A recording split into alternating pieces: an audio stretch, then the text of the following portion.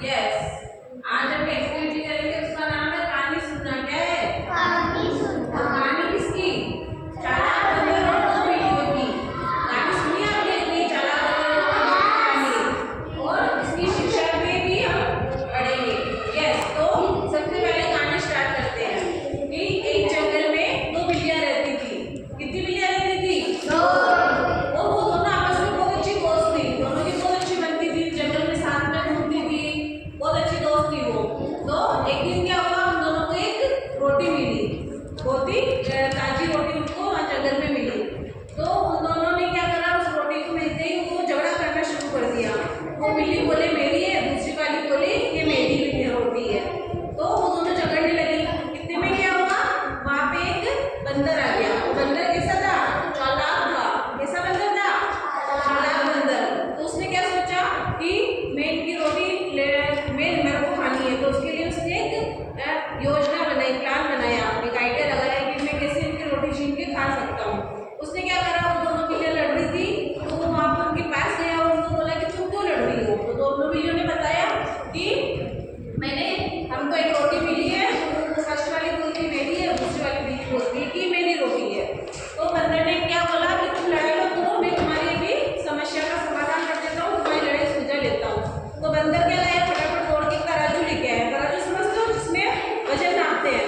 तराजू में क्या करा, उसने कहा मैं तुम दोनों का बराबर बंटवारा कर देता हूँ। तो उसने तराजू में क्या करा, उसने जानबूझ के एक रोटी का टुकड़ा बड़ा रख दिया, छोटा रख दिया, एक तरफ बड़ा रखा, एक तरफ छोटा रख दिया। इससे क्या हुआ कि जो जिधर बड़ी रोटी थी उधर का पलड़ा झुक गया। तराजू में क्या होता है, जिधर वजन ज्यादा होता है वो झुक जाता है, जिधर हल्का होता है वो ऊपर होता है। तो ऐसे हो गया तराजू। उसने क्या बोला, अरे यार इधर रोटी ज्यादा, वापस हमारी लड़ाई हो जाएगी, दोनों को बराबर करना। तो जो बड़ी रोटी थी ना, उसमें से एक टुकड़ा तोड़ के वो खा गया बंदर। कौन खा गया? चालाक बंदर। फिर उसने क्या करा, अब जैसे ही उसने इधर की रोटी का टुकड़ा खाया, इधर वाला बड़ा हो गया, उधर वाला छोटा हो गया। फिर उसने क्या करा, उधर से भी बोला अरे इधर ज्यादा रोटी, फिर से तुम्हारी लड़ाई हो जाएगी। तो उसमें से टुकड़ा तोड़ के वापस बंदर ने उस टुकड़े को खा लिया। ऐसे करा तो अब इधर वाला ज्यादा हो गया, इधर वाला छोटा हो गया। ऐसे करते करते उसने क्या करा, पूरी रोटी खा ली। क्या करके, इधर ज्यादा है इधर कम है, तुम्हारे ज्यादा है कि तुम्हारे कम है करके चालाक बंदर ने अपने दिमाग का इस्तेमाल करके क्या करा, पूरी रोटी खा लिया। बिल्लियां क्या करती रही, देखती रह गई। क्यों बिल्लियां बेवकूफ बन गई? क्योंकि वो आपस में झगड़ रही थी।